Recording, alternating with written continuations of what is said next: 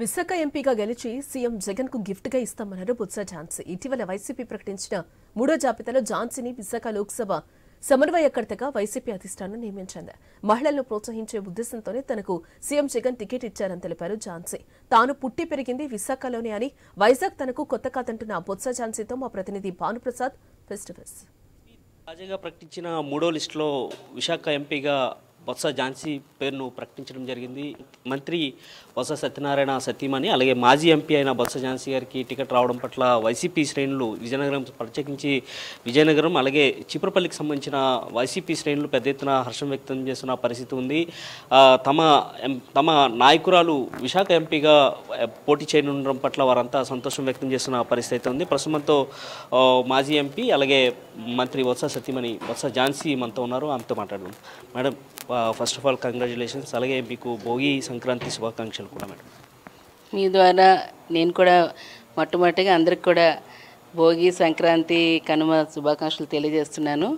అత్యధికంగా అసలు మన సాంప్రదాయ సంస్కృతిని అద్దం పట్టే విధంగా అందరూ కూడాను ఒక దగ్గర ఉండే కుటుంబం అంతా కూడా ఏకతాటి పైన సుఖ సంతోషాలతో ఉండాలని, కుటుంబాలన్నీ కూడా చక్కగా భోగభాగ్యాలైన భోగి సుఖ సంతోషాలు ఇచ్చే సంక్రాంతి, పాడి పంటల అభివృద్ధితోని కన్నులు పండుగగా ఉండే రైతాంగాన్ని మరింత వ్యవసాయం అభివృద్ధిలో ఉండాలని చేసుకునే ఈ ముఖ్యమైన ఈ పండుగలు ప్రతి ఇంట కూడాను సుఖ సంతోషాలను ఇవ్వాలని, పెద్దల ఆశీర్వాదం ఉండాలని, గోమాత పూజతో 64,000 దేవతల తలకు ఆశీర్వాదం ఉండాలని మనస్ఫూర్తిగా మీ ద్వారా అందరికీ కూడా రాష్ట్ర ప్రజలకి, ముఖ్యంగా మరి ఈ మధ్యకాలంలోని ఏదైతే మరి తాజాగా ప్రకటించారో మా అధినాయకులు ముఖ్యమంత్రి గారు జగన్మోహన్ రెడ్డి గారు మరి విశాఖ పార్లమెంటు వైసీపీ సభ్యురాలుగా బరిలోకి మరి నన్ను కూడా పెట్టారు.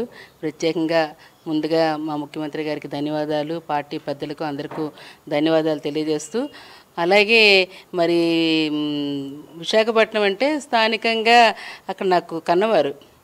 సో మరి ఆడబడుచుని మొట్టమొదటిగా అక్కడ ఆదరించి ఈరోజు మాకున్న ప్రజలు కూడా తప్పకుండా ఒక బీసీ మహిళకు అవకాశం ఇచ్చిన దానికి ఖచ్చితంగా అందరూ సహాయ సహకారాలతో అన్ని వర్గాలని కలిసి కట్టుగా తప్పకుండా మరి విశాఖ బరిలో దిగుతున్న ఎంపీగా దిగుతున్న నాకు వారి ఆశీర్వాదం ఇవ్వాలని ఈ సందర్భంగా వారిని ప్రత్యేకంగా కోరుకుంటున్నాను. విశాఖ అనగానే ఒక ప్రతిష్టాత్మకమైన నగరం, అలాగే మెట్రో సిటీస్లో ఎంతో ముఖ్యమైన నగరం, అంటే చాలా ఫాస్ట్గా ఎదుగుతున్న నగరాల్లో విశాఖ కూడా ఉంటుంది. అలాంటి విశాఖ నుంచి మీకు ఎంపీ అభ్యర్థిగా పోటీ చేసే అవకాశం రావడం మీరు ఎలా భావిస్తారు? నేనైతే ఏది ఇచ్చినా సరే, ఏ ప్రాంతమైనా, ముఖ్యంగా ఉత్తరాంధ్ర అనేది వెనుకబడి ఉన్న ప్రాంతం, అది విశాఖపట్నం అనండి, విజయనగరం అనండి, శ్రీకాకుళం అనండి, ఎక్కడ ఏ ఉన్నాయో వాటిని ప్రజల తాలూకా ప్రయోజనాల దృష్టిలో పెట్టుకొని విస్తృత ప్రయోజనాల దృష్టిలో వారికి కావాల్సిన విద్య, ఉపాధి, వైద్యం, ఇతరత్ర అన్ని రంగాల్లో కూడా సాధించే విధంగా యువత, మహిళ ఈరోజు ముందుకు రావాలి. వ్యవసాయ రంగాల్లో కూడా అవసరమైన ఏవైతే ఉన్నాయో మౌలిక వసతులన్నింటినీ కూడా మరింత మెరుగుపరుచుకొని ఈరోజు ప్రాజెక్టులు రూపంగా దాల్చి వాటి ద్వారా కూడా ఈరోజు ఇరిగేషన్ ఫెసిలిటీస్ కూడా వాటి కల్పించాలి. ఇవన్నిటితోని పాటు నేను గతంలో బొబ్బిలి ఎంపీగా చేసినప్పుడు I'm part of the MP Visakhapatnam.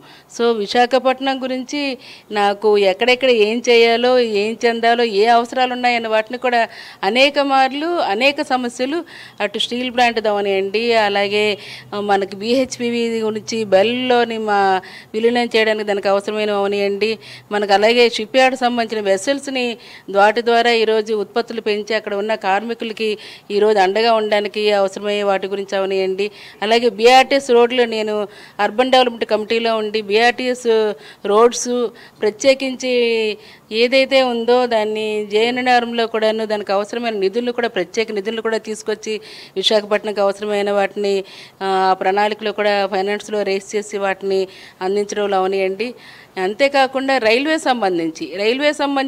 సంబంధించింది అయితే మనకు ఎప్పటి నుంచో దానికి అవసరమైన మౌలిక వసతులు కొన్ని లేకపోవటం వల్ల కూడా ఈరోజు రైల్వే జోన్గా కూడా ప్రకటించలేని దుస్థితి మనకుంది. All the best madam for the elections. ఇది పరిస్థితి. అందరినీ కలుపుకొని వచ్చే ఎలక్షన్స్లో ఎన్నికల్లో పోటీ చేసి విజయం దిశగా వెళ్తామని చెప్పి మాజీ ఎంపీ బొత్స ఝాన్సీ చెప్తున్న పరిస్థితి ఉంది. విశాఖ నాకు స్వస్థలం, నేను పుట్టింది అక్కడే, చదువుకున్నది అక్కడే, మొత్తం అంతా పెరిగింది కూడా అక్కడే, కాబట్టి నాకు స్థానికమైన సీట్గా భావించి అందరూ సపోర్ట్ చేసే అవకాశం ఉందని చెప్పి వచ్చే ఎలక్షన్స్లో తాము ఎటువంటి సంకోచం లేకుండా పోటీ చేసేందుకు అవకాశం ఉందని చెప్పి ఆమె చెప్తున్న పరిస్థితి.